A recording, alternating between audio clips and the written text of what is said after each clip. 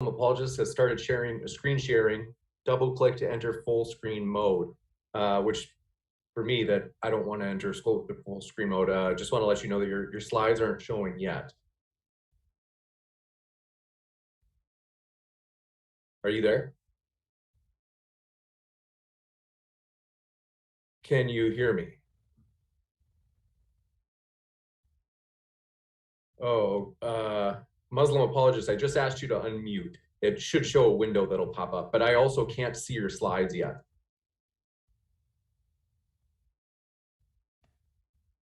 Muslim apologist, we cannot see your slides and we can't hear you either. Oh, sorry. I mean, I can't.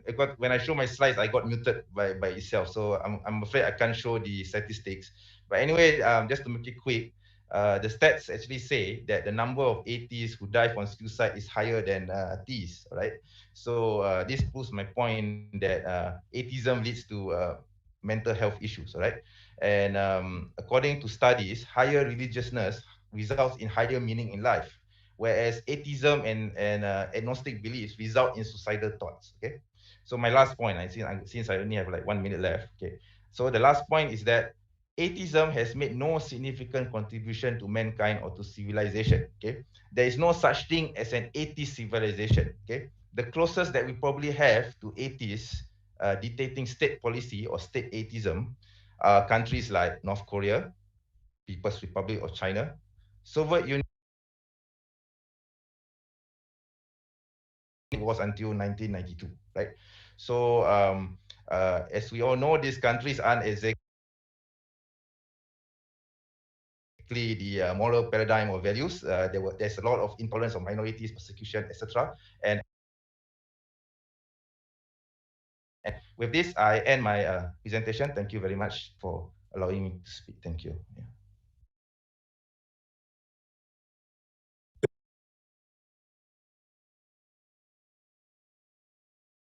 Hope you feel welcome no matter what walk of life you are from. And we're going to kick it over to Tom for his opening statement. But thank you very much, Tom. And 1 second, I'm going to reverse the screens because they just flipped on me. I'm not sure why, but go ahead, Tom. The floor is all yours.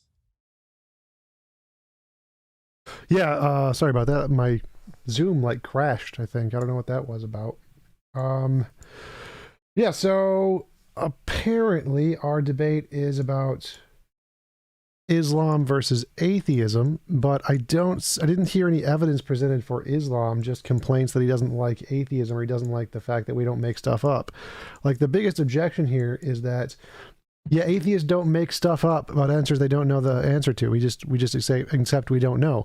So we could make stuff up. Like, here's the biggest kicker is that all atheists could make up answers just like theists do.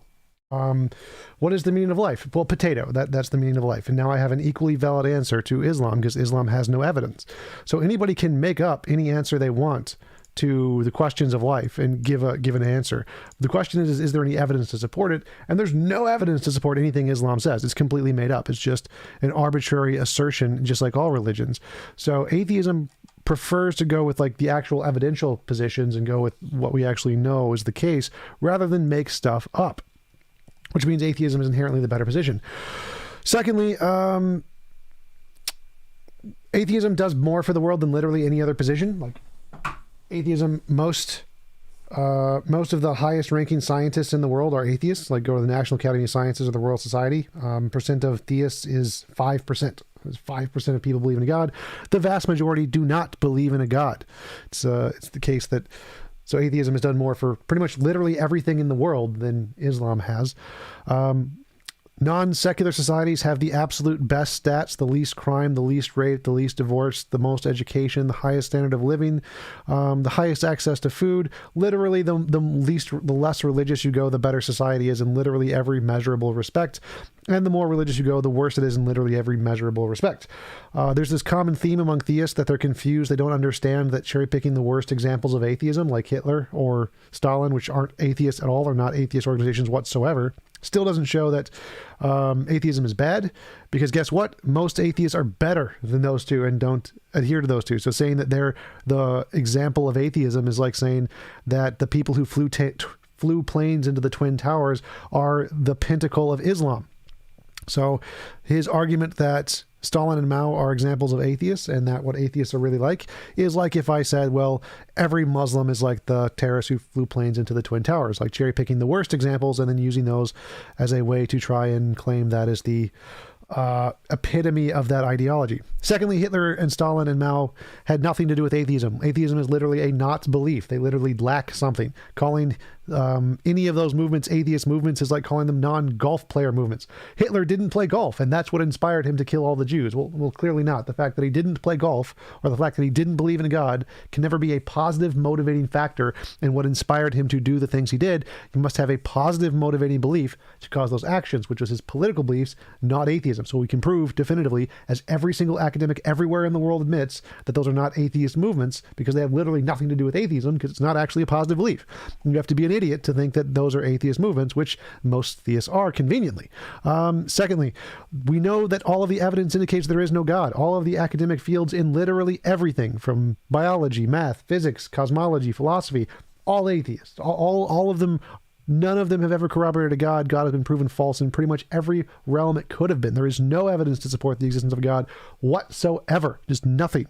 And so theists decry, they complain that, well, you guys don't have an explanation for the meaning of life or how the universe began or whatever. It's all just arguments from ignorance. Those are literally called arguments from ignorance. It doesn't make a good argument. It's saying you don't know, therefore you're wrong. Clearly not the case. In fact, it's usually always the other way around. The people who claim to know are always wrong, which has been proven by religion time and time again. Where they think they know something, they're always proven wrong by science, which is secular. So all of his assertions are clearly incorrect. And I can address most of his criticisms about what he thinks about atheism later. Morality, most philosophers are atheists. 70%-ish are atheists, and 66% believe in objective morality without a God. You don't need a God for that. Theists are just making stuff up. They think you need a God because of their biased opinions. You don't, and which you haven't for the beginning of time. Morality did not come from religion. The moral beliefs of most humans have nothing to do with religion. It has to do with biology. We know this because we can see morality in animals, apes, chimpanzees, most mammals, elephants, dolphins, pig, you name it, we can see morality in it, which none of them have a religion. So clearly we can prove definitively morality has nothing to do with religion, just scientific facts. What else? Morality is abstract. He's made up an invisible sky daddy, and he thinks that grounds morality, and he's calling someone else's morality abstract is kind of ironic, since all he's done is made up his own imaginary phrases in philosophy, whereas the secular models of morality do have a basis in philosophy. They're much better models, as we can see in my debate with David Wood. I demonstrated that secularism is a much better grounds of morality than theism, because theism doesn't answer any of the questions that we're asking in order of a model of morality. In order to assess which model is better scientifically, we can look at the evidence. The evidence more indicates all of the secular views are more rational. In order to assess which view is better politically, we can assess the consequences in society. Consequences in society say that atheist societies are objectively better in every measurable way. So that's really the only two ways I can think of to assess which is better, and atheism wins on both, hands down. I'll conclude there. Oh, want to let you know it's going to be a juicy one tomorrow morning, whether or not ex-Muslims should be punished, as you can see in the bottom right of your screen. That debate is going to be a lively one. You don't want to miss it. Hit that subscribe button, as we are absolutely pumped for it, and I'll be there tomorrow morning to moderate that. But gentlemen, thanks so much. The floor is all yours. Yeah, so should I ask some quickly? Go for it. All right, so it's